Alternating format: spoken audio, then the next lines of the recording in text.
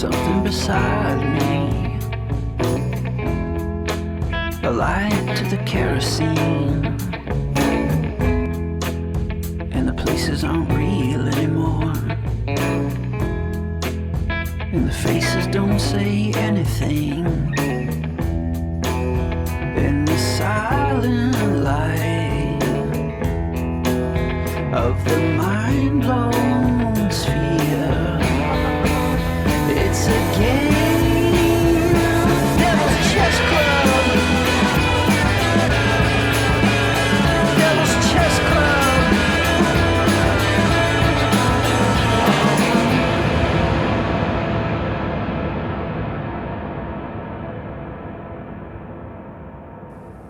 Welcome to Devil's Chess Club. I'm Aaron Good. To get early access to episodes of Devil's Chess Club, subscribe to the American Exception podcast at Patreon.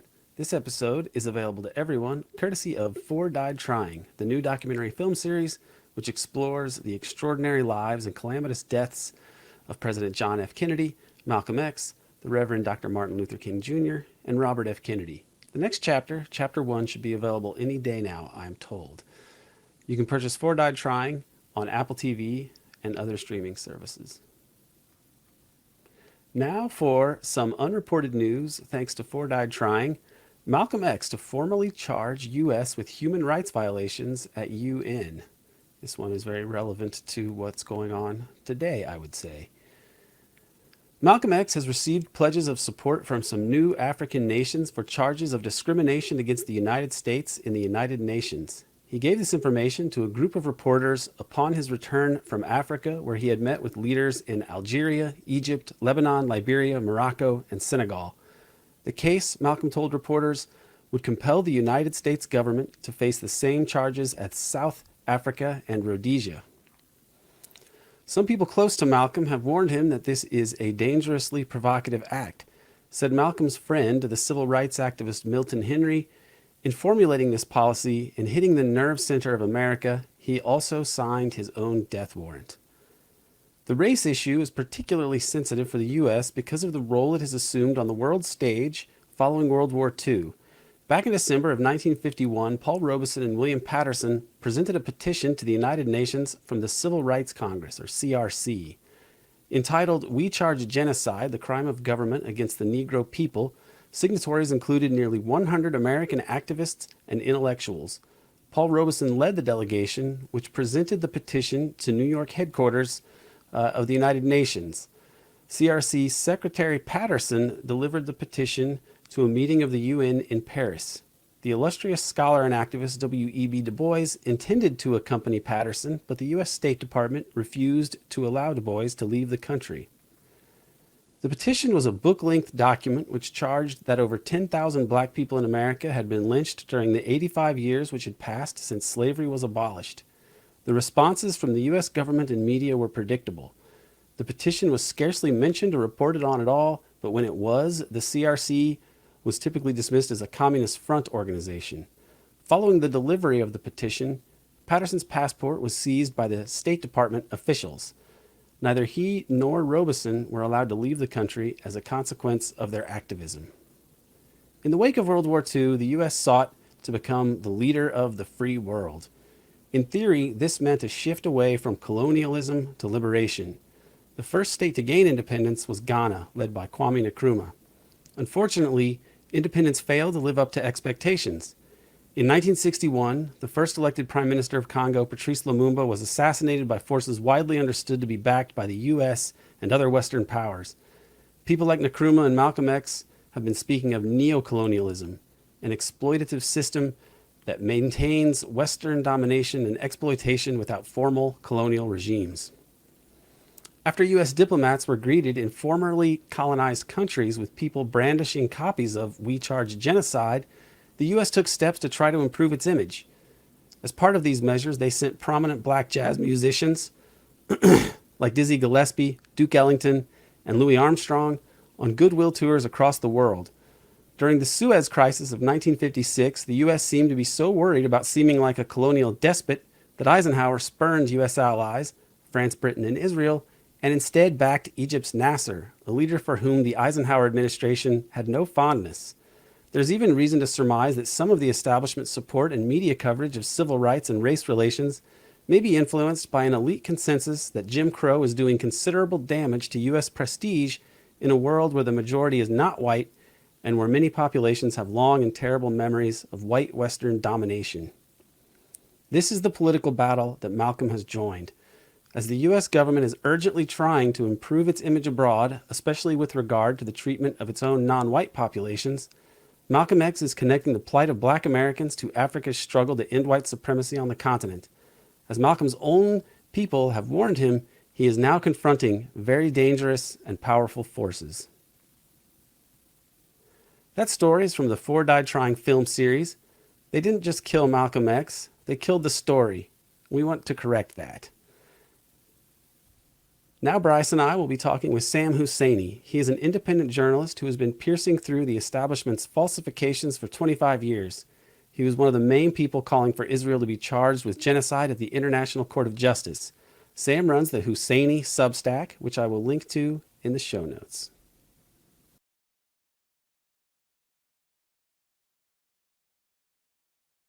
Sam Husseini, thank you so much for joining us. Sure thing, gentlemen. Good to be with you. So you were the person that I noticed more than anyone else talking about the imperative of invoking the Genocide Convention as genocide was unfolding in Gaza. And now the trial has actually begun. What are your thoughts at this, pretty early on in the process, but it's not going to be a long trial anyway. What do you think about the way this has unfolded so far? Well, the whole thing will be long. But part of the reason that I was pushing for this from October onwards is that you have provincial orders that the International Court of Justice can issue.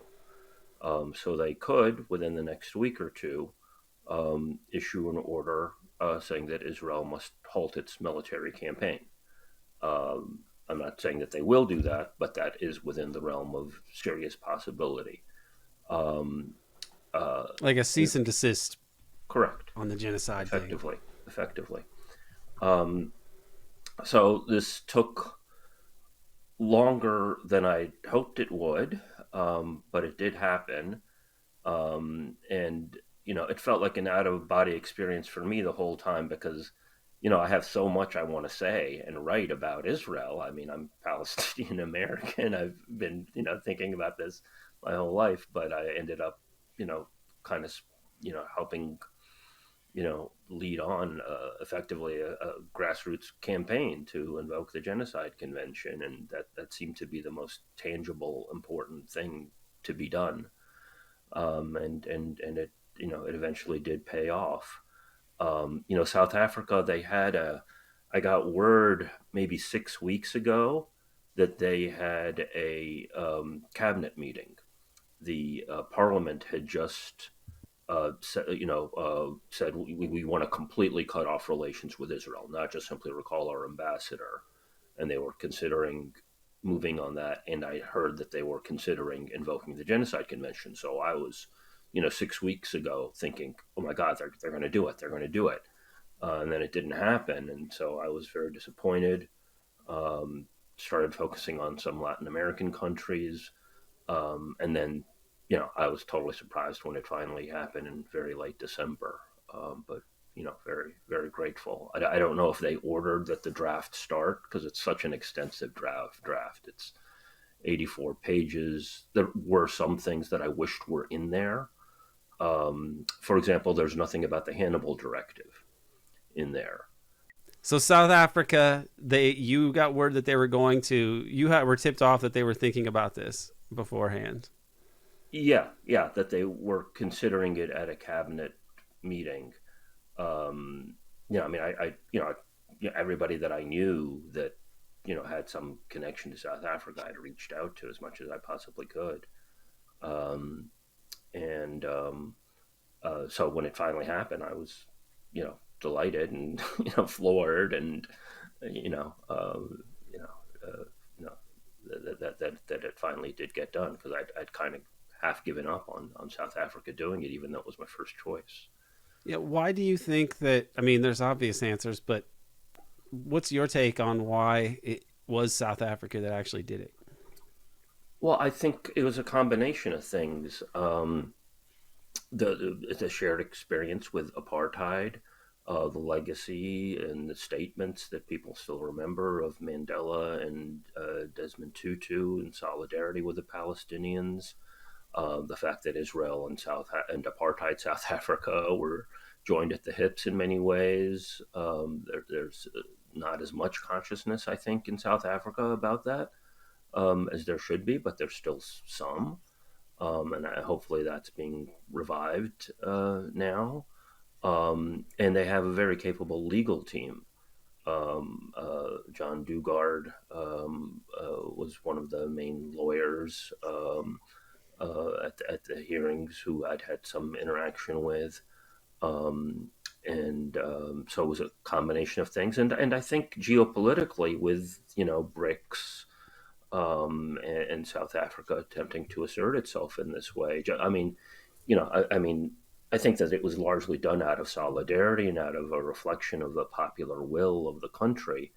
But in terms of soft power, this was a smart move. I mean, the goodwill that South Africa has brought here, and literally flipped the world. I did a blog entry after it with a map with the south on the top and the north on the bottom with South Africa at the top, and that's one way to look at the world. And I think that's kind of what we see going on here.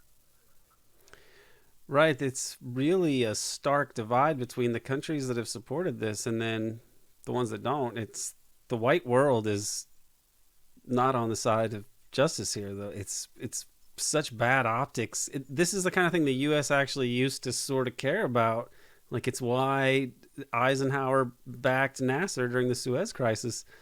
But Zionism has metastasized in the U.S. establishment, in the intervening years. I think especially after Kennedy gets killed, Mm-hmm. some things happen in the up Right. on Mount Olympus of the deep state or whatever, and Israel has a different position in this, and it changes again after H.W. Bush, I think. So it's Yeah. like Yeah. it just keeps getting worse in that way, but it's making us look worse. Yeah, it's making the U.S. government look worse because it is worse in a lot of ways. I mean, you mentioned Suez in '56. I mean, that's kind of very analogous to what's going on now with Yemen. And here we have, Biden unconstitutionally bombing Yemen when basically what the Houthis are saying that they're doing is, trying to force a ceasefire, which 95% of the UN says that it wants. Um, uh, and so there's so many, and I mean, it really brings home that in some ways, decolonization, at least in the Middle East and arguably in other areas, never was complete. Oh yeah, Um, absolutely. I you, mean, Kwame you, Nkrumah, he wrote the book on it, and then they deposed him a year later for writing the book on it. He wrote that, like, colonialism is becoming neo-colonialism. It's economic exploitation just with informal rule and CIA covert operations, etc., uh-huh, to achieve the same effect. And then they overthrew him the next year for that. uh-huh. So I was it's So yeah, unaware. it's Uh-huh. and say, so when we look at this South Africa business, when we look at they actually invoked the Genocide Convention. I gave a brief explanation of it based on some of the work that you did, but can you explain in detail what it actually means for this convention to have been invoked, and what it means for the disagreements within that body, and how it will play out, like over the next weeks and also over the long term? So the Genocide Convention is a major treaty. Just had its 75th birthday. That it doesn't seek to just simply punish genocide, but to prevent it. So arguably, a country could invoke it against another country that's also a party to the treaty. Um, uh, if it looks like there might be a genocide, because the whole point is we're going to prevent this from happening. Um, and the United States is also a party to it, but the United States and several other countries have a reservation on Article 9 of the treaty, which has to do with whether or not they would accept adjudication by the International Court of Justice. Neither South Africa nor Israel have a reservation on that article. So therefore, South Africa could invoke it and could sue Israel and bring it before the International Court of Justice. That is to say, you can't necessarily do this same procedure against the United States if it were to conduct a genocide. And so the hardest part of this, and the South African case was very serious and very intensive in terms of the actions that Israel took, the background in terms of prior attacks on Gaza, the pattern of deceit in terms of the nature of those prior attacks, citing previous UN reports. And they went through, in their oral arguments as well as in their written documentation, a long list of statements by Israeli officials that articulated the genocidal intent of the Israeli leaders, Israeli soldiers echoing in virtually identical language the genocidal intent. And that's usually the hardest part of genocide to prove, because genocide, part of it is it's a mental state. But I think that South Africa was able to do that. I don't, I'm not a lawyer, but I've been talking to a lot of international lawyers. They're very impressed. I do think that there were some limitations in terms of what South Africa did. I kind of alluded to the Hannibal Directive. They didn't get into that, which allows Israel to pretend that it cares so much about its own citizens. Right. I mean, because that was we were talking about this and we had technical issues, but did that article come out today in that big Israeli newspaper about they were supposed to release something I'm not today? sure what you're referring to. It was posted yesterday that maybe the biggest newspaper in Israel, they were going to write about how there was an officer who says there was an order to make sure that they did not escape with hostages. Like, it seemed more confirmation that essentially, even if they didn't use the name, it was like basically invoked, and it calls into question whether there even was a Hamas massacre of Israelis at all. Like, it may be that the massacre of Israelis was from the IDF. Yeah, the website was Ynet, which is the English language version of I believe it's like Yehodioth Aronot, and they said yesterday that they were planning to release a documentary, I believe it was, that went into some of these details about how Israeli soldiers had orders to ensure that no civilians made it to Gaza by any means. And this was after, many Palestinians, including Hamas and other factions, were using, vehicles to transport these people back. And the orders were not to let them go back. And so when you saw those pictures of those deformed, warped metal cars, Right. and they tried to say that Hamas did that, well, the evidence seems to point to, and this website, this organization, it seems to confirm that this was the result of direct Israeli orders not to allow civilians to go back to Gaza. And so, but you're saying that this screenshot here is from the thing. This is from the Ynet site. So the order: prevent terrorists from returning to Gaza, quote, at all costs, even if they have hostages with them. So, yeah, you're right. Yediot Aronoth. What? So I was wondering if that had come out today, but either way, that just seems to confirm the speculation of people, because why would Hamas take all these hostages back, and then we get these reports of them saying they were treated well, etc., but then they're like raping and dismembering people, like some scene from Dante's Inferno or some shit. It's like it never made any sense. Yeah, I mean, I think it was clear that from early on with the whole beheaded babies stuff, that there was a massive propaganda effort. And I would argue that actually is part of the genocidal intent. right? You Yeah. put out those horror stories in order to justify the bombing that you're going to do, that's going to result in huge amount of carnage. So you want people to accept that you're doing the carnage, so you put out these stories about, oh, these Hamas monsters beheaded 40 babies. Now, South Africa didn't include that in their genocidal intent portion, I did don't they? think they did. I don't I think don't they think they did. did. No, I mean they included references to prior UN reports about falsehoods that Israel has done. For example, um, claiming that Israel claimed that Hamas fired rockets, or some militant group fired rockets from hospitals, and after the fact, the UN group went in there and found no evidence of that, but they did find evidence that Israel had itself used human shields, um, so Palestinian civilians as human shields. So they got at that, but not at the entire fabric of the propaganda. That was, I would say, a limitation of the South African case, extensive as it was. Hmm. It also would have made it twice as long.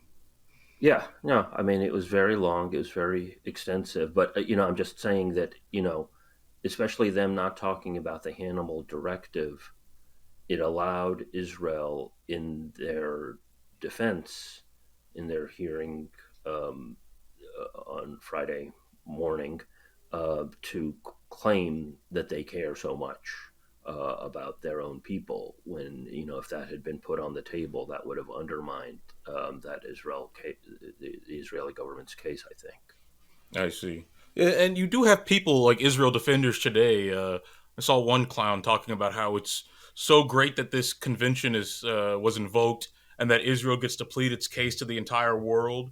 And because he's talking about, well, however much death, destruction, horrid language that you can pull from the Israelis, there's a section of the public that will say that that's okay as long as you're doing it to defend your people from a legitimate terrorist threat. And what you're saying that South Africa has done is, not intentionally, but sort of not undermine that aspect of the Israeli conduct. They've only talked about the horrible statements and the horrible actions, but not undermine the stated justification.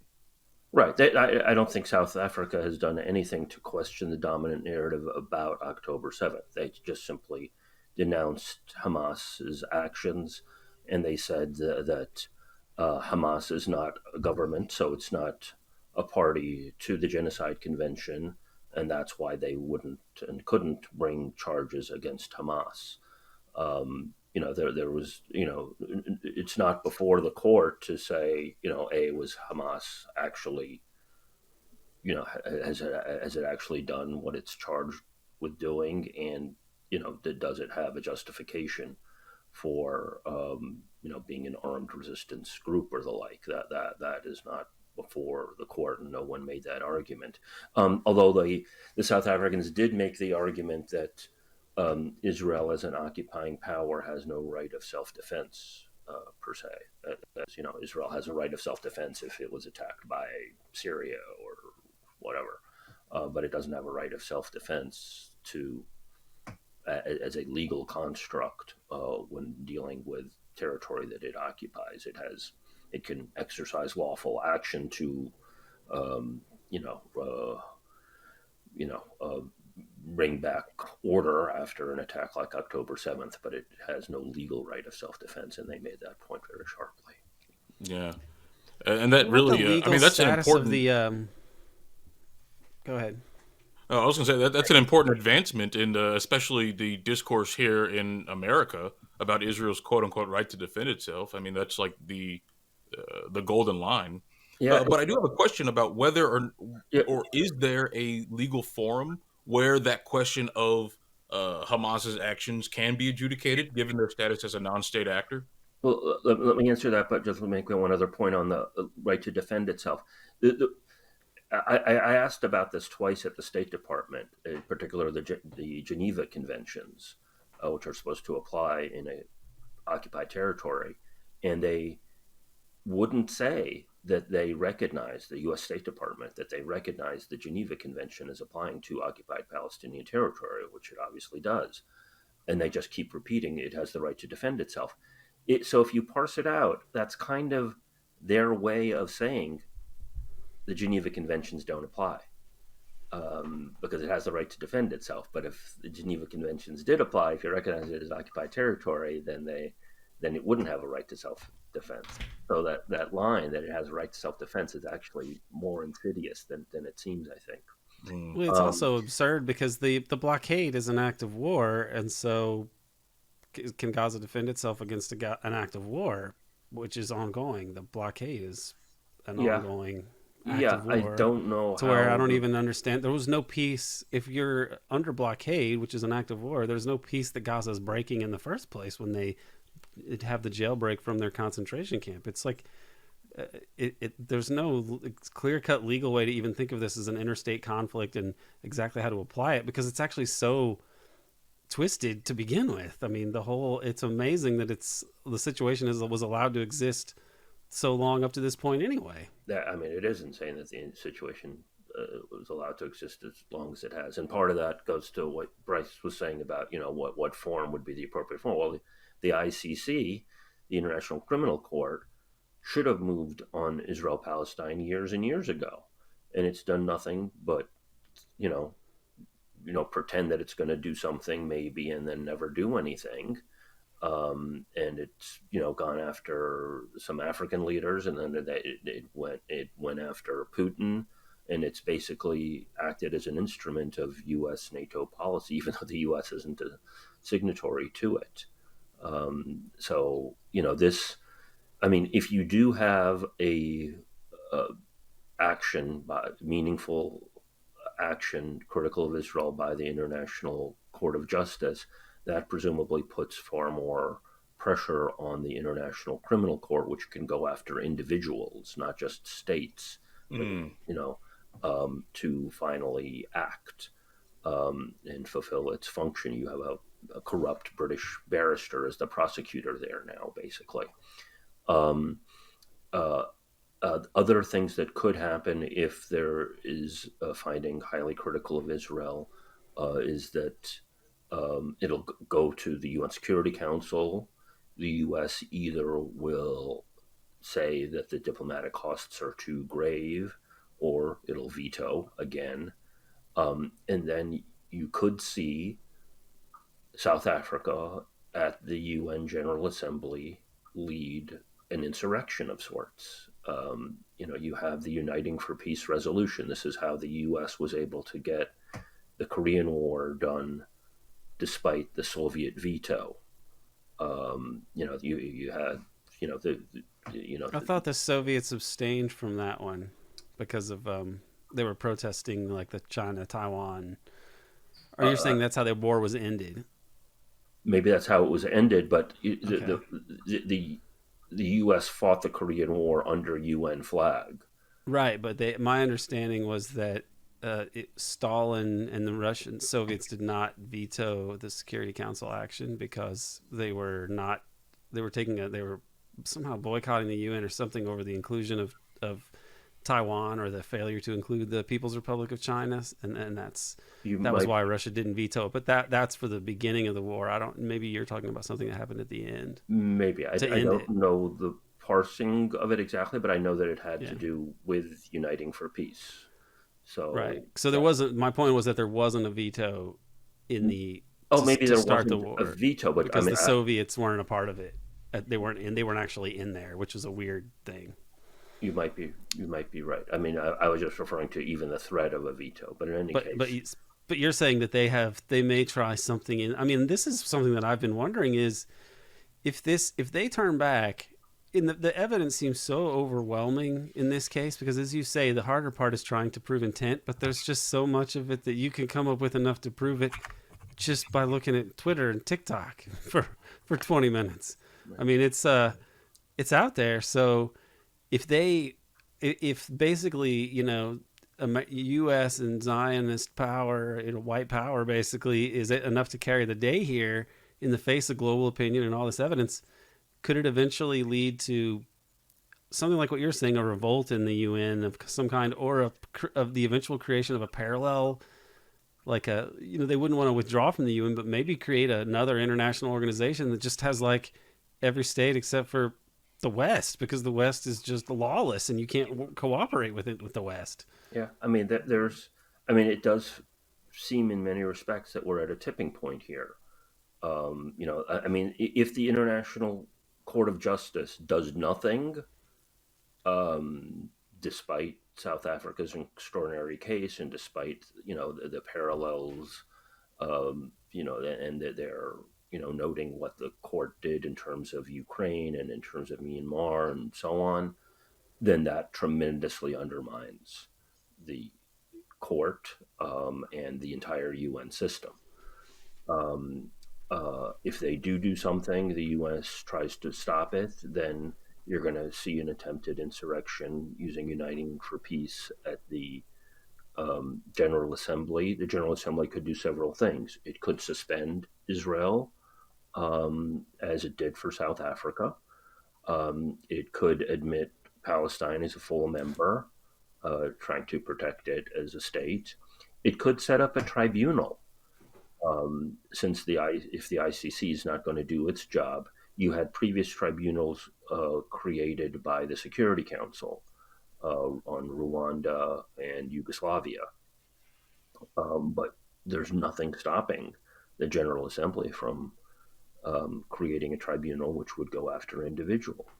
So this could be a significant step in cracks in the U.S. dominated world order, that gives rise to either meaningful reform at the UN, or, as you say, saying this whole thing is completely rigged, it's all a farce, and there need to be some other structures.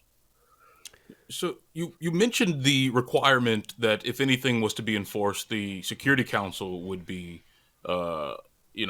need to endorse it, and the U.S. of course has a veto power there. But even if we, there's a siren. But even if we don't, even if we step back from that and just stick with the ICJ, what exactly has to happen for the ICJ to rule in favor of South Africa's motion to, halt the conflict, like an emergency pause? What has to happen for that, and what are the forces pushing on either side of it, and like how do you assess the relative strength of that? All I can tell you is what people who know more than I have said. Most of the international lawyers that I've talked to are optimistic that the court will issue a ruling highly critical of Israel and grant South Africa provisional measures to halt or at least in some way mitigate Israel's attack. They're looking at the law. They're looking at how the court has operated in the past. In 2004, it did issue a ruling highly critical of Israel, but it was an advisory opinion. This is more than that, on the wall. It could. There are other people who look at this more critically and more in terms of Realpolitik and just say, look at the countries on the court. And you got the U.S. and Britain have representatives. The U.S. happens to be president right now. They assess that perhaps China and Russia will not prosecute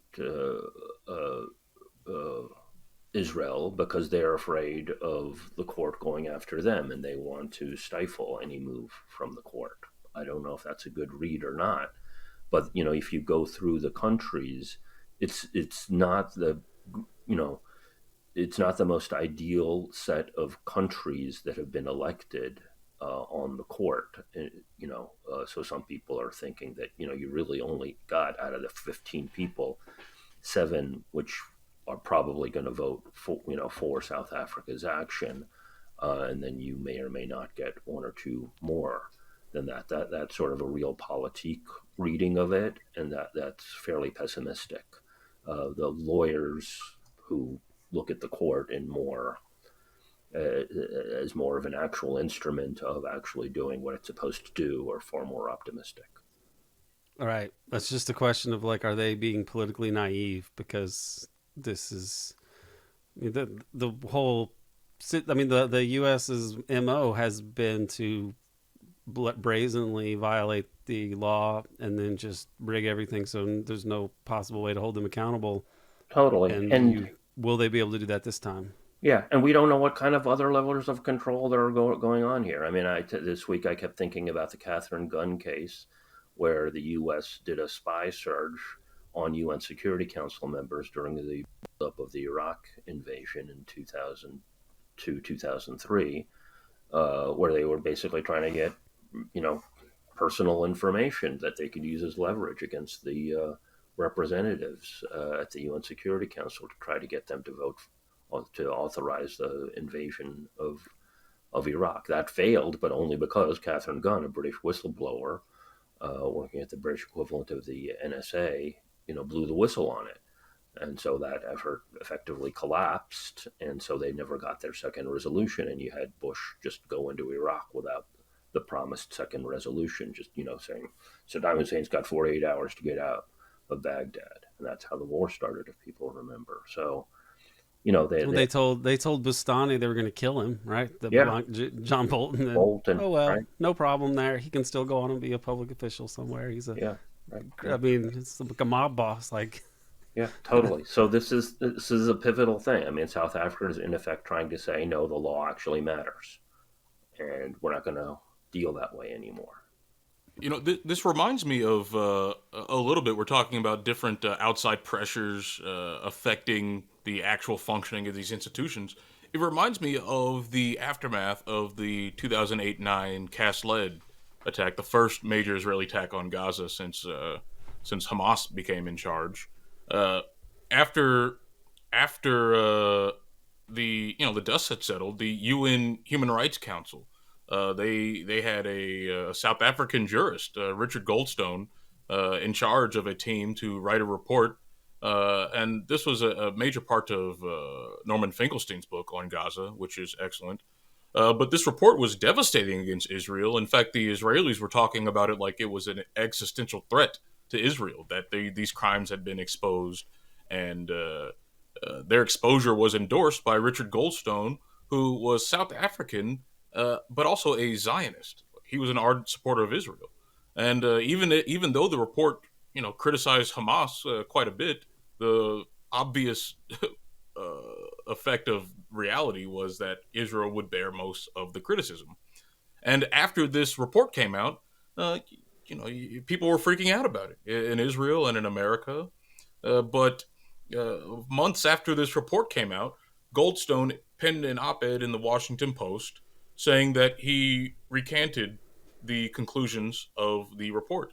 He said that Israel actually didn't target civilians. Israel actually wasn't, this lunatic country that tried to punish, humiliate, and terrorize the people of Gaza. And he said that he made this decision after new evidence had come to light.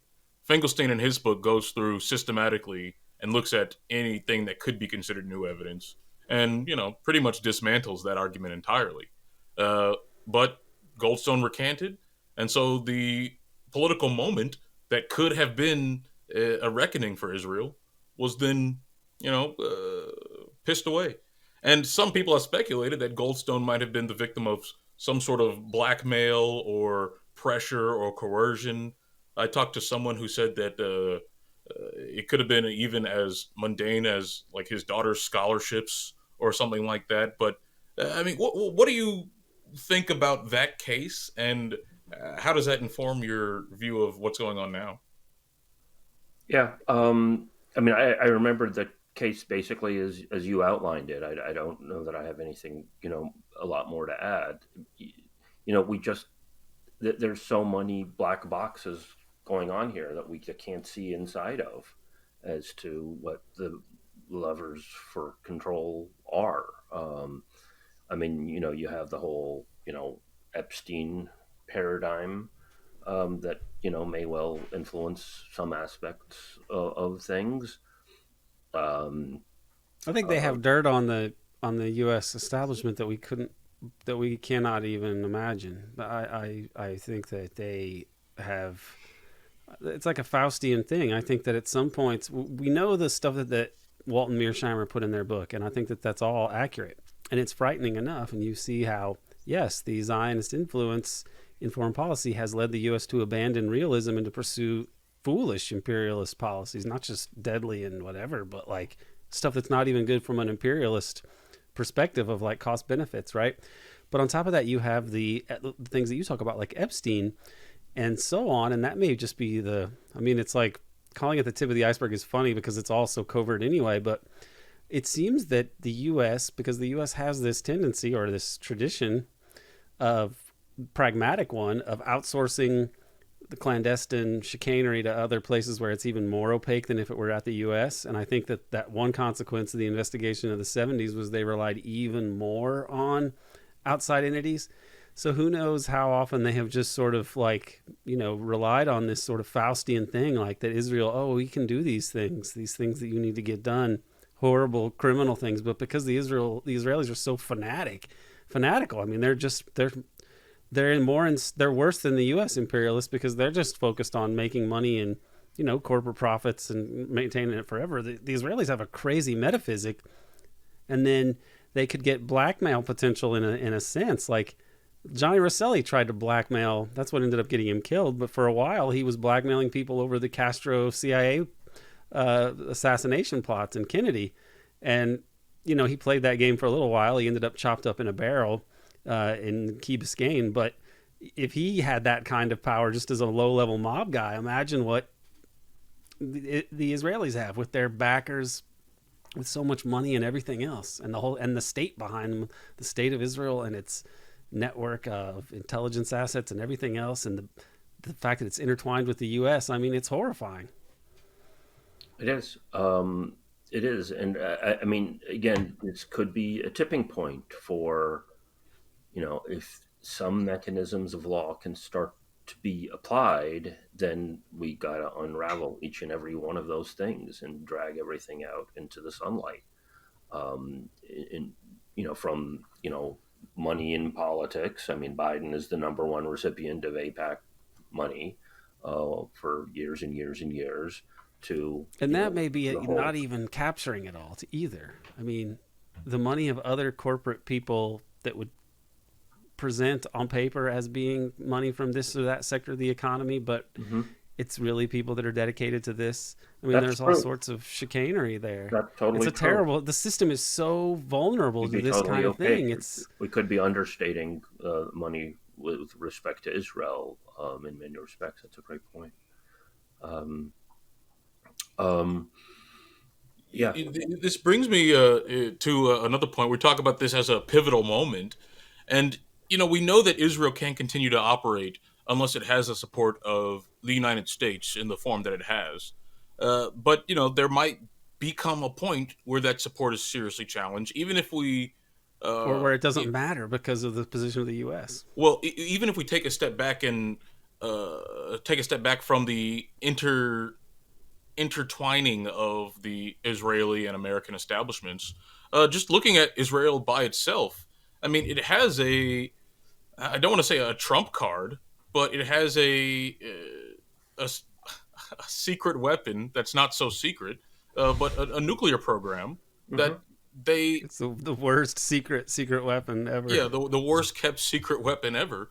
But they have a nuclear program that they can use to deter any serious action to deter Israel. So, like, let's say we're in a fantasy world, and the U.S. decides to endorse a UN Security Council resolution halting the Israeli attack on Gaza. Let's say they get together a UN force to stop Israel or to defend Gaza or to do something. Israel has nuclear weapons that they can use, and reports seem to indicate that they're willing to use them if they felt that there was a threat to their freedom of action with respect to the Palestinians. The podcast TrueAnon did a 2-part series on it. I don't know if you've seen it, Sam, but I haven't seen that. Yeah, they talk about this issue quite a bit, and it seems to loom large over any discussion about Palestine. which is that even if we get everything we want here in the United States, end of support, it still doesn't necessarily solve the problem of a fanatical regime with nuclear weapons who seems to be willing to use them. I mean, it seems to be the nightmare that the U.S. Uh, that they projected onto places like North Korea and Iran and other states, but it seems to be most applicable to the state of Israel. Yeah, yeah. And I know you've done a lot of work on that. Yeah, I have, and mostly I've attempted to just confront it head on. When I at the State Department, and um, I used to do these Washington stakeout things in front of Sunday morning talk shows, and I would ask these congressmen, do you acknowledge that Israel has nuclear weapons arsenal? And virtually none of them would ever acknowledge it, and it just shows the incredible uniformity of the U.S. establishment. It shows that members of Congress are just reading the script given to them by the State Department or some other entity, and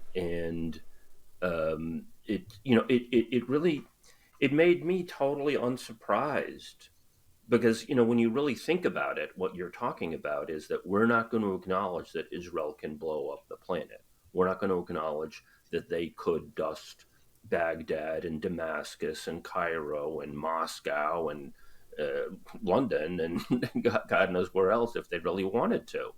The Samson option. Right. Yeah. Right. The Samson option outlined by Chomsky. Always some crazy Old Testament shit with these people, man. I really am. I'm tired of this. So, I mean, the Samson option was basically saying that Israel could dust Moscow in order to cause global war if they felt their back was to the wall. And that would mean, that would mean that Russia would then attack the U.S. As reprisal, so it would also destroy the United States. Yeah, just nuclear winter, it would kill everybody. Yeah. Which for them, I think that there's a segment of them that would be like, well, we'll risk it. We have to have a credible deterrent. Like they're it's worse than Strangelove, because Strangelove didn't. You saw what happens in Dr. Strangelove, and none of them. It was plausible, and it almost happened in the U.S. Like literally. I mean, Ellsberg has written about how it was basically a documentary, and they're not even the level of insanity of the Zionists. I mean, it's a real thing. Yeah. So what could be a solution there? What could be? What I've tried to do is just highlight the insanity of the U.S. policy that refuses to acknowledge that Israel has a nuclear weapons arsenal, and confront that head on repeatedly to shame them into saying that this is an untenable policy. But they don't. The thing about that aspect of it, the denial of it, that really annoys me, is because when it's explained why they're denying it, and it's like, oh, because there's this law that says this and that, and I'm thinking like, but that doesn't matter for anything else the U.S. does if there's a law or a treaty of this. I don't know what the real reason is. It's a bizarre. It's almost like they're doing it just to do it for like a weird sadistic thing of like they want to just make people dance and laugh at them or something. It's very weird.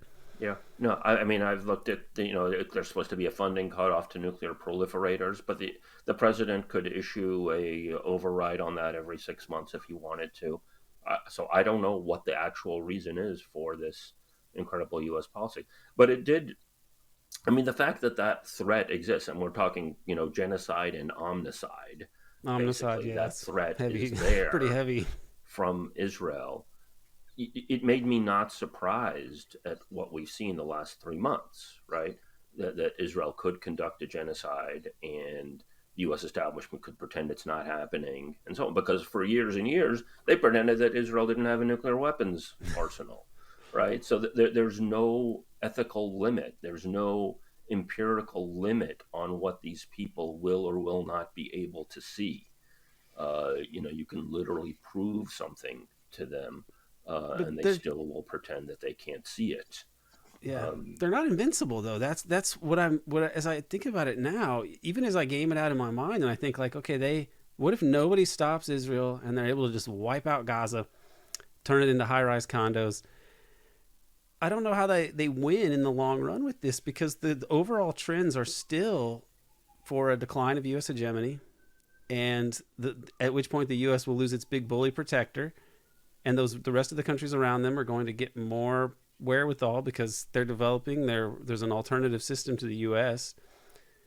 It just doesn't seem in the long run that Israel is sustainable on this way. Like they actually, if they were smart, I think they would go for a two-state solution immediately. But Well, again, that depends on how insidious you think these elements are. I think that there could be a very high level of insidiousness to it, and this might be actually not irrational but diabolical.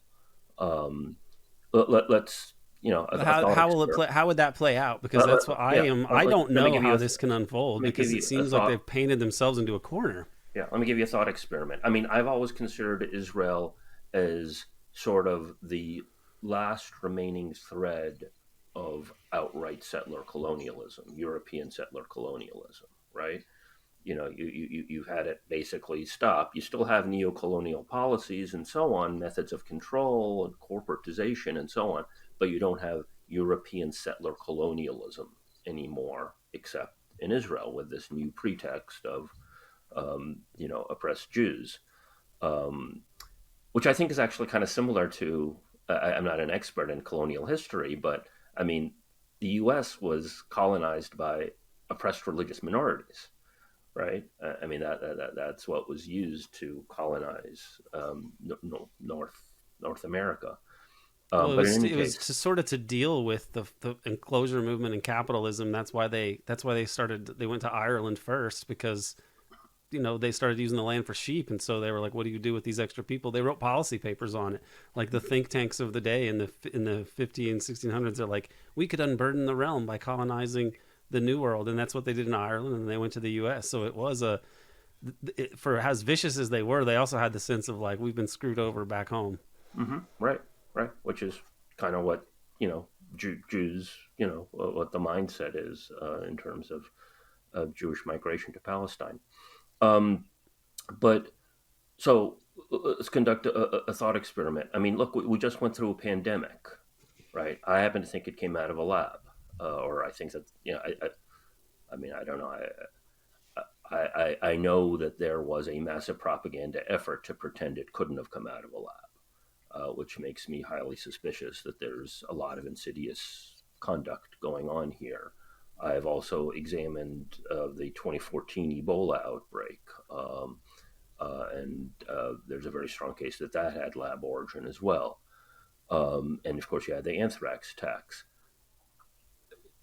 The system is completely diabolical. I don't think that we should rule out the possibility that in the coming um, years or decades that you could have, covert biowarfare that attempts to target third world peoples, and that you have a massive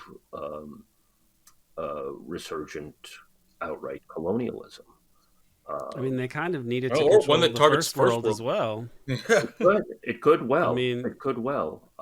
You that know, seems to be the way it was played in the U.S., whether that was by design or not. Like they did seem to have a pre-existing agenda for like social political control that they did everything to impose. Whether it was a test run for something or whether they really thought that these things could be institutionalized, I don't know. But the fact that it's also happening as U.S. hegemony is crumbling is disturbing, as with the what Israel is doing, because that seems related also. It seems like they understand the umbrella of U.S. primacy, unipolarity is closing, and so they think we better clean house while we have a chance. that's possible. It's possible that they got to, seize their opportunity when they have it, when the U.S. still has some primacy. But it's also possible that they collectively have a longer term strategy in terms of control, in terms of, you know, actually using things like bioweapons and other weapons, in, in addition to, using them not just as methods of control, but actually implements of killing. Um, um, yeah. So, that's there. That's there. So I don't know that they're necessarily being stupid, or short-sighted. They could just be even more diabolical than they might initially seem. Or they could be doing both. I mean, they could be taking it to another level because of desperation, but ultimately they've lost their ability to determine outcomes, as we've seen with Iraq and Syria, Afghanistan, Ukraine. That they don't seem to be able to game things out, but they have to pursue these things for the prime directive of unipolarity, right? But that's what to me is scary, that they may have another plan, and it may be crazier and more dangerous, but also just as stupid and doomed to fail. But like they don't care because their overriding imperative has been, we have to dominate, we have to be the empire in charge.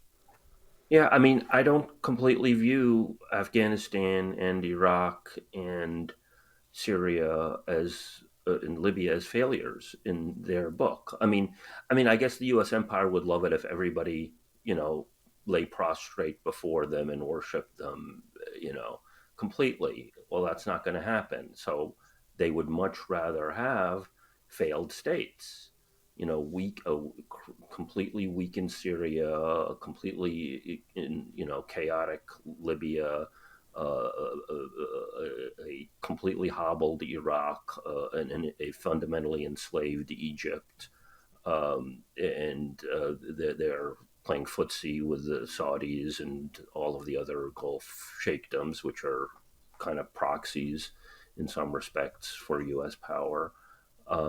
So that could be the best thing that they could have hoped for under the circumstances, given what they're trying to do and how diabolical they are. You know, we mentioned earlier before we started the clean break thing that Richard Pearl wrote for Netanyahu, right?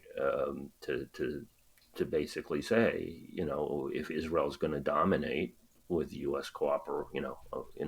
hand in glove with the U.S., we got to go after these different countries, and that you know, it's pretty close to what happened in the intervening years. So Yeah.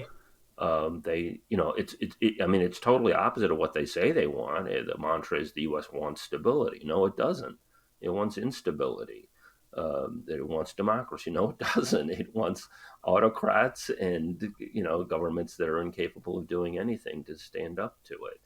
Yeah, but what's happened is not. I mean, bringing together Iran, Iraq, having a peace treaty between Saudi Arabia and Iran.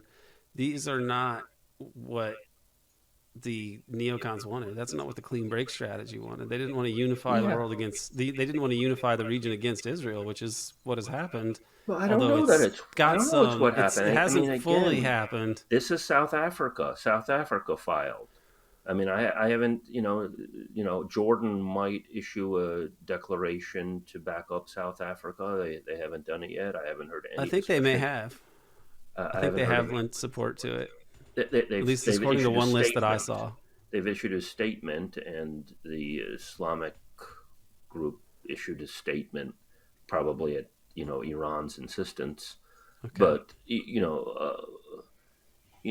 you have not seen, um, uh, you know, Arab governments take real serious, economic and legal steps against Israel. Again, this is, Yeah. I mean, I'm glad that it was South Africa doing it because the optics are, fabulous for it, and they have a lot of more legitimacy to making the arguments than any Arab government would. But the fact of the matter is that no Arab government did, and that just shows some combination of complete ineptness and complete complicity with U.S. and Israeli design. So, I mean, if China gets in there and does a bit of a rapprochement between um, Iran and Saudi Arabia, okay, that's not ideal from the U.S. perspective. But look at what's going on now um, with Yemen, right? I mean, the U.S. is now bombing Yemen. Um, Trying to scuttle that ceasefire agreement between the Saudis and Yemen yeah, that the Saudis seem to be pretty intent on maintaining. right, right. So, I mean, it could be again that I mean, Israel. I mean, this is an old Chomsky point. Israel was functional for, and there are good people on both sides of this that I think have points. but Chomsky's argument was that in by crushing Nasser, um, Israel showed how useful it was to the U.S. establishment, that it could stop Arab nationalism, and therefore allow for U.S. dominance of the Middle East.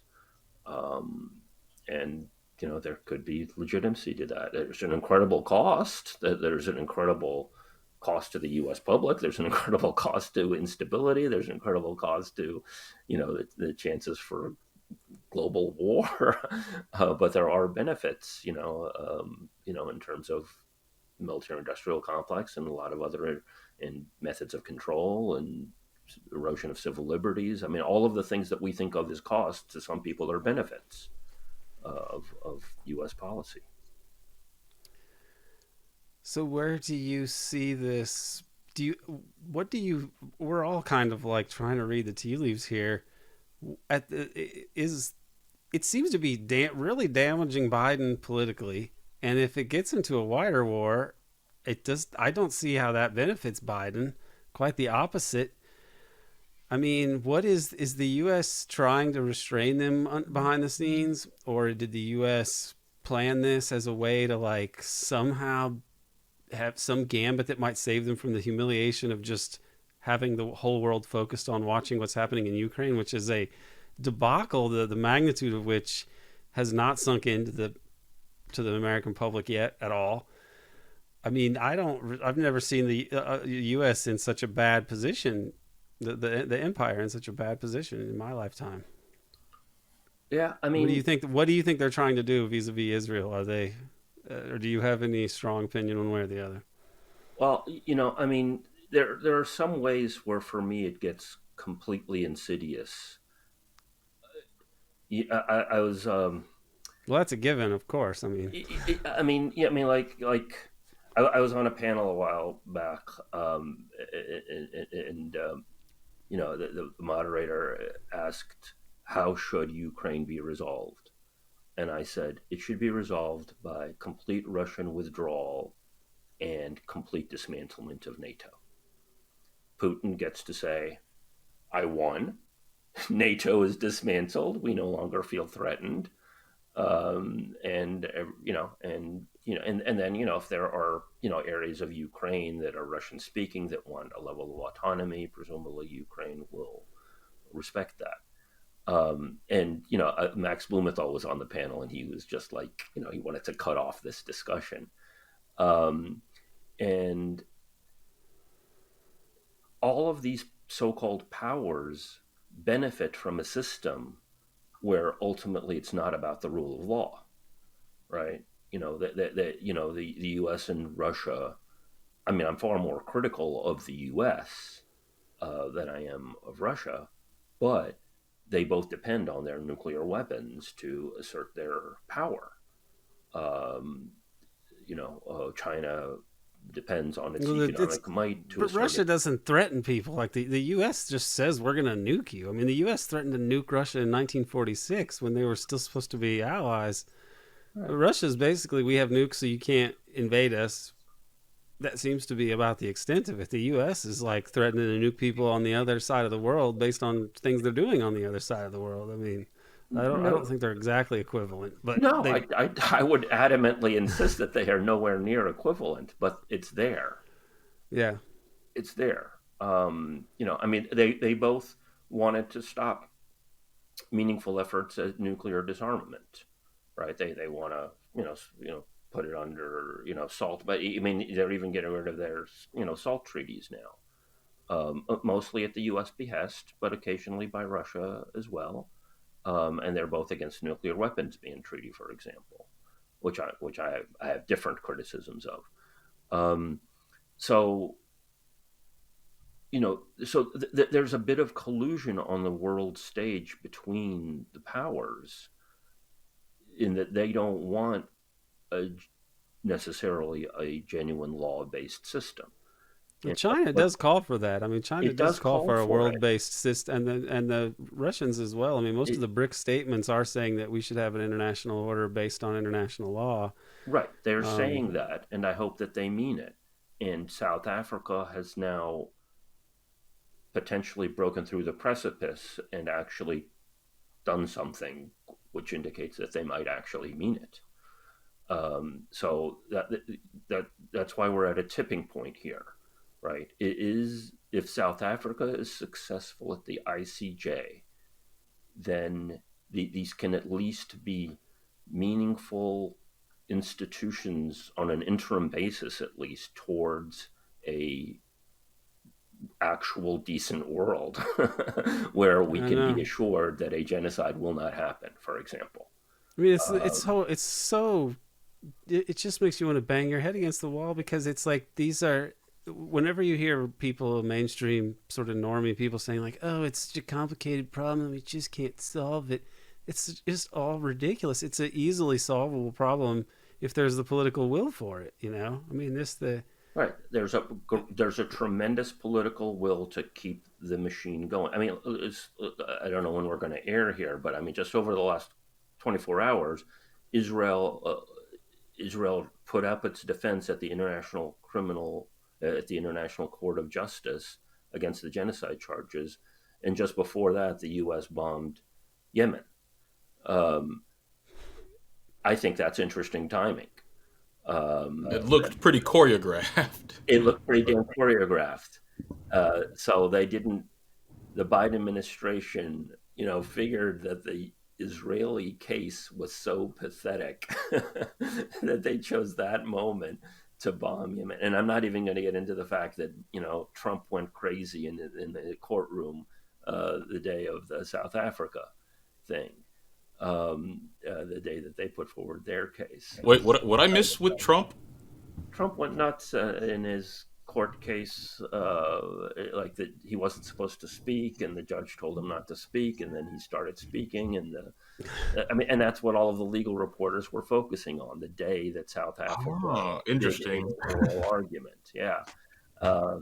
Because it was not aired on CNN, on BBC, per people I've seen. I was looking partially for it, but it didn't exist. Yeah, and their decision not to air it was before Trump's antics in his courtroom. But I don't think even C-SPAN aired the damn thing. It was just incredible. And the BBC, I'm told by people I think are serious on Twitter, BBC and Sky TV, neither of them aired the South African thing, but they did air the Israeli defense. I mean, just that's despicable. But what do you expect? Yeah. I mean, the case was so airtight that any serious person who heard it, who heard even a sliver of it, even seeing the clips on floating around on social media, it's like, this is damning beyond any other legal case on this international stage. Yeah. I mean, that's where I think that they're just screwed, because I took at Temple University, my one history course that I got to take as a graduate student was Cold War history, and my professor was a former deputy director of intelligence who actually was a good guy as these things go, because he was brought in specifically to draft that NIE, to oversee the drafting of that NIE on Iran around 2007, which basically was put in to sort of, take the legs out from under the neocons at the time. So there was some pushback even in the Bush administration, there was some nationalist pushback that wasn't pro-Zionist, that was trying to restrain these lunatics. It's around the same time that Brzezinski went in front of Congress and said, hey, we better be careful. There's going to be a terror attack. It'll be blamed on Iran, and then these nuts are going to start a war. Like, that was that same time, right?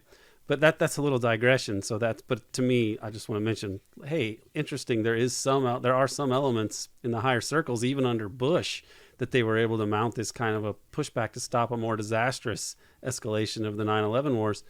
But what I read during that time period was really all stuff about the U.S. trying to engage in public diplomacy in the third world, trying to counteract like people like Paul Robeson and Malcolm X saying we charge genocide and all that, right?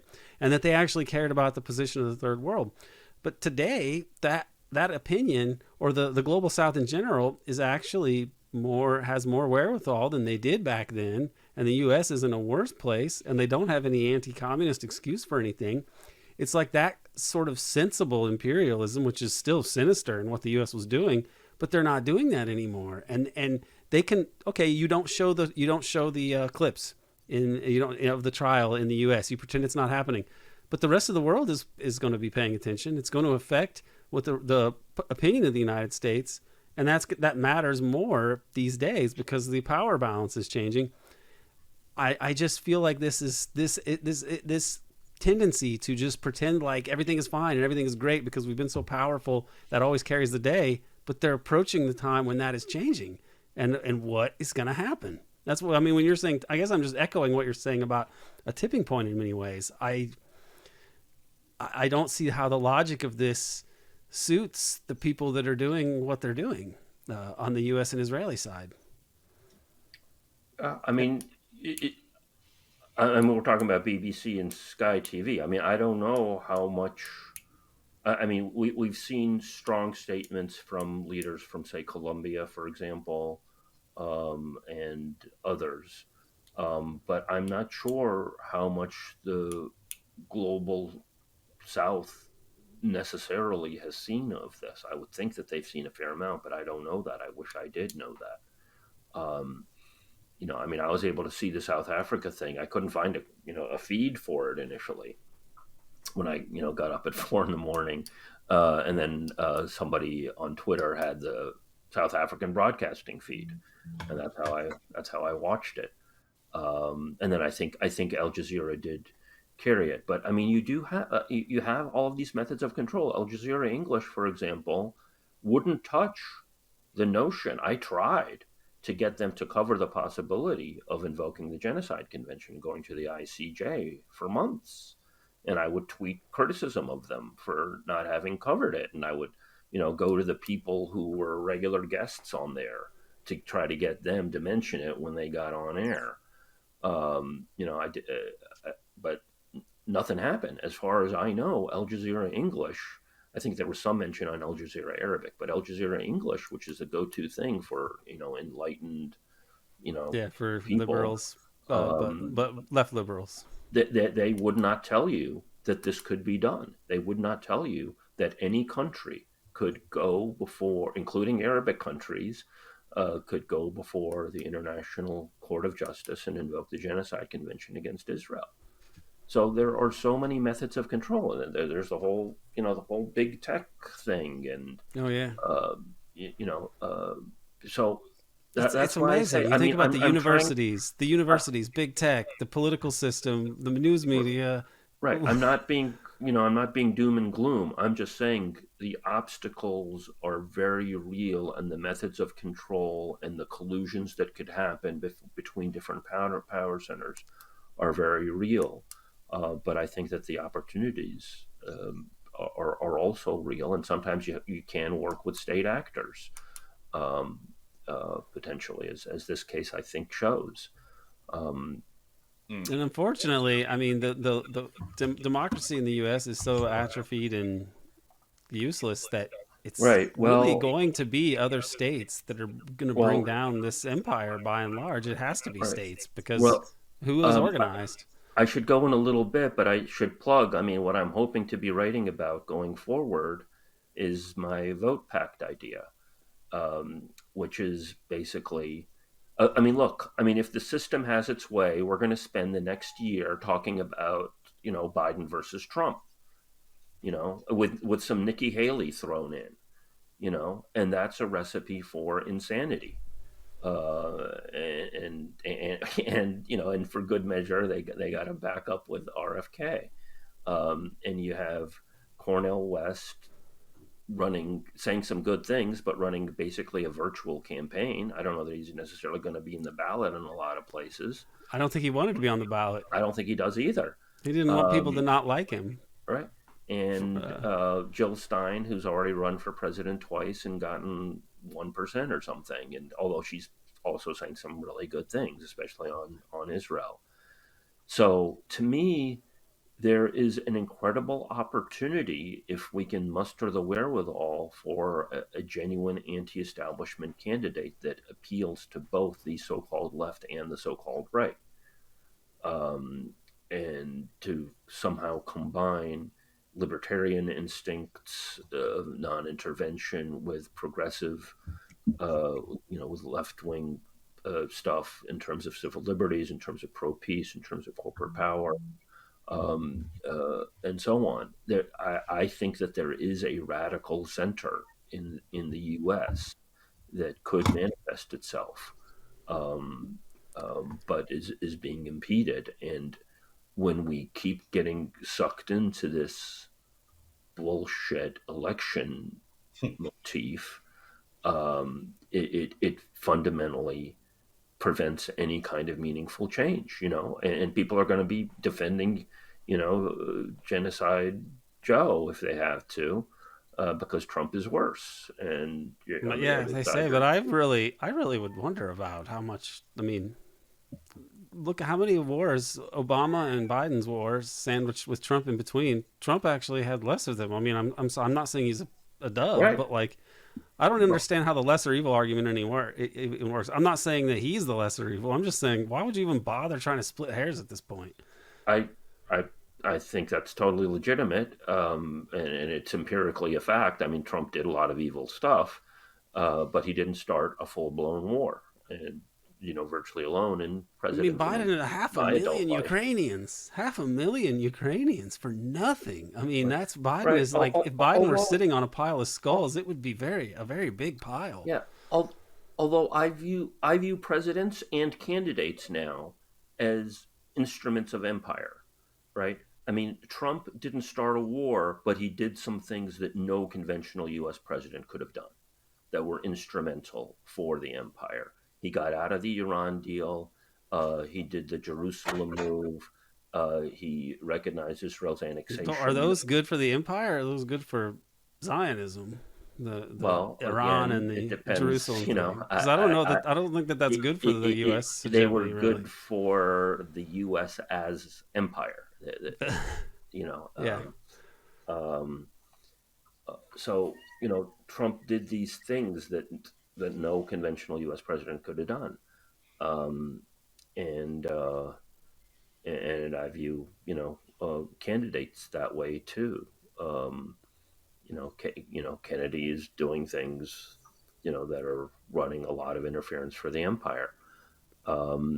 So, I don't know what he's going to do if he. I don't think he has a chance as long as he's tied to Israel this way. And I don't think he has a chance either. But I think that he's been very functional for the empire. He's taken a lot of very legitimate grievance over the pandemic.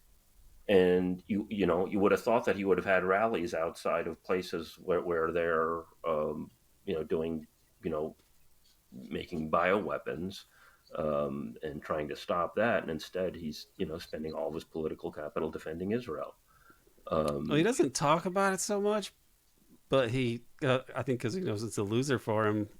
But he talked about it quite a bit. It's a terrible. I mean, I've heard him talk about it more than I wanted to hear him talk about it. But generally, he wants to talk about other subjects. He's gonna, if he doesn't change it, he's gonna lose. And so it's I'm really curious to see what he's going to do, because have a lot of reason to believe he doesn't believe what he's saying. And but now, as to why, there's a number of carrots and sticks there that we could speculate about, but he seems to be the only one who really knows why the hell are you doing this when it's contradictory of everything else you're saying, and you don't seem to believe it either, based on X, Y, and Z. That I'm probably not privy to. You've been remarkably silent, Bryce. Sorry, I should go soon, but I want to hear your thoughts, and I expect you'll say something like, I shouldn't be talking about the election at all, perhaps. I don't know. Yeah, well, I do think that argument to make. Yeah, I mean, like that's why I mostly don't focus too much on like Kennedy, Nikki Haley, DeSantis. Like, apparently there was like a presidential debate last night, and I think I paid more attention to the 2012 primary when I was 14 than I did with this one, because I just feel like it matters a lot less. But I mean, I do agree with what you're saying, that the candidates and politicians act as, agents of empire to some extent. But then this question that you and Aaron were talking about, which is, well, what actually constitutes the empire? To what extent are these interests actually going against the interest of like the broader system? Like, what is there a like, we traditionally look at the American oligarchy, like Wall Street, oil majors, and others, and their role in shaping American foreign policy. But we also know that there's a deeper side to that, that is that has its own logics that's deeply intertwined with the Israeli state. And so defining its interests is seems kind of impossible at this point. And because it does seem like it's a bit of a schizophrenia. Like this, there is a world in which I think the U.S. could, have untold wealth and power and still behave like a normal country. But the fact that it doesn't do that means that there is some force that's driving it that is irrational on its own terms. And what you've been describing as like an insidious force, it might be irrational, or it might be rational in the sense that it's self-interested to the point where it doesn't care about everyone else. I mean, like there are whole conferences where like billionaire doomsday preppers are like having conversations about how do we, control security forces in a world where money doesn't mean anything because states don't exist because they all blew up. And then they're saying like, oh well, if you just control the food, and that means you get to control everybody, or you could just put shock collars on them, then you could activate them whenever you want. Like they have these conversations. So is this rational? Is this their end goal, that they want the whole world to be blown up and it be thrown into Mad Max? Or is there another level of rationality where they're trying to, I don't know, what was that comment that it wasn't alluded to early, but Larry Wilkerson made the comment about like they might just make a disease and get rid of all of us. It's like, well, if that's their goal, well then what's the point of all the wealth and power if annihilating the world, or making it such that civilization as we know it is kind of busted? Like if that's their incentive structure, well then what is actually going on here? Like I mean, it's a strange. It is. I think It we have is to, the question. right. I mean, I think we're pursuing, different threads of how to confront the power. Um, uh, One is global, some semblance of law, which is what we just saw South Africa do. One is, from my election point of view, trying to use elections to some extent to get the left and right to be talking about to each other on a thing. And in terms of those potential forms of control and power, I mean, part of it is, Palestine is something of a laboratory for methods of control, where you're having a literal, occupation and checkpoints to the nth degree and surveillance and so on and so forth, where you literally have people in a concentration camp and so on. So, in some respects, solving Palestine or bringing it back from the edge of insanity might scuttle wider plans for enslaving effectively all of humanity. So, I think we just have to push on each. But that's so strange, because in pursuing that laboratory and making it what it is, it's also making enslaving humanity harder. Like if you wanted to enslave, well, I would imagine that like global instability right now, like it would be easier for the United States and its corporate elite to run the world if the whole world wasn't saying stop this genocide. It would be a hell of a lot easier if I was Joe Biden and Israel wasn't doing what it wanted to do. And so that's why there's seems to be two minds there, because there is a major Zionist component of the American foreign policy establishment that's pushing the U.S. to continue supporting this laboratory, but that seems to be contradictory to the interest of actually ruling the world. Yeah, Yeah. I think that they've got the Israel part of it has taken the initiative in horrible ways. People like even bad people like Strobe Talbot were not for the great game in Central Asia. Even George H.W. Bush, who's as sinister as they come, realized that this was not in the U.S. national interest. The Zionist aspect of the American deep state is more problematic and powerful and over-determining in terms of grand strategy than people have wanted to recognize, I think. But because there are also other similarly irrational elements within the American corporate establishment. I mean, like just like the healthcare, they're sort of screwballs in the pharmaceutical. Yeah, I don't think anyone is as influential and as irrational as the Zionist element. But like, take healthcare. Right. Like the healthcare industry sucks so much, like out of our economy that it makes it hard for the entire country to do business because every time we pay a worker, we also have to pay the pharmaceutical companies and the healthcare establishment. So there are a lot of different. But that's good for the empire. That's good for the empire, I think, because the people don't have wherewithal to be interested in politics or anything else. They're so desperate to make sure they hold on to their jobs and everything else. Like I think that they put the screws to people like that on purpose because that was a solution to deal with the shit in the 60s. We were on a path more for like social democracy, great society, and all this. I think the 60s scared them and they realized, you know what? Indonesia actually is the better solution, not Denmark.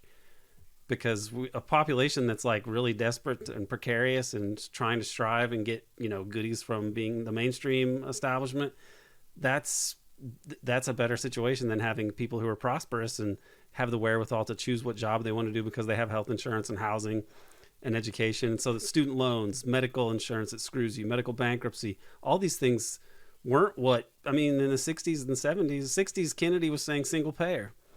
It was, they decided, I think, and part of it does seem that right-wing element of foreign policy, which is intertwined with Zionism. Right. But I mean, look at Sanders, right? The most, the person who's most prominent to say we should look like Denmark. Yeah. He effectively backed Israel. And other initiatives like the breaking up Yugoslavia. Right. So that kind of shows the functionality, in a sense, of insidious U.S. foreign policy, in that it kind of undermines the so-called, prominent progressives in terms of domestic program. Sam, this we kept you for longer. Go ahead, Bryce. Yeah. Well, yeah, I was about to say this question of the which forces are driving the empire and what actually constitutes the empire is one that I think we could have for 17 hours. But maybe we'll have you back and talk about the nitty gritty about what we mean when we talk about these things and which powers affect which circles and which one's dominant over the others. I mean, because that's an interesting question, like a serious institutional power analysis. But that takes a while. It does. And I know indeed. You gotta go, and I gotta leave. Sam, I know you're doing a lot of work right now because of everything. I mean, just in general, you put out a lot of material, but now with this going on, this has to be not only a lot of work, but it's also got to be kind of taxing in a psychic way. So I really appreciate you taking the time here to talk with us. And how can people support your work? Best way to do it is to sign up to my Substack, Husseini.substack.com. I'm also on Twitter, probably way too much, and post to a couple of other places. But Substack is really my backbone, and I'm, trying to write there as much as possible. And people can also financially support it if they're able. That would be great. Lots of stuff planned for what I want to put out there. Well, thank you very much. I think people should follow your Substack, subscribe if you can, because I think Sam's work is worth supporting. Everybody listening out there. And I want to thank you again for coming on today, Sam. Thank you, Bryce. Thank you, Aaron. Absolutely.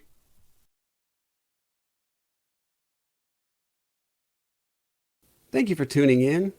Check the show notes for a link to Sam Husseini's Substack. Please visit 4diedtrying.com and buy the prologue now on Amazon. Keep your eye out for Chapter 1, which should be dropping any day now. Please do subscribe to the American Exception podcast on Patreon for first access to all Devil's Chess Club episodes and for all new and past episodes of the American Exception podcast.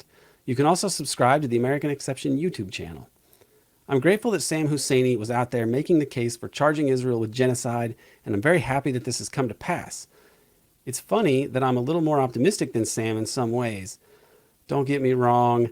I don't discount that there may be some psychotic and evil gambits up their sleeves at this point, the imperialists, I mean. But as I assess the situation, I just don't see how the Western Imperial Thug Buddy Alliance can possibly reverse their fortunes on the devil's chessboard.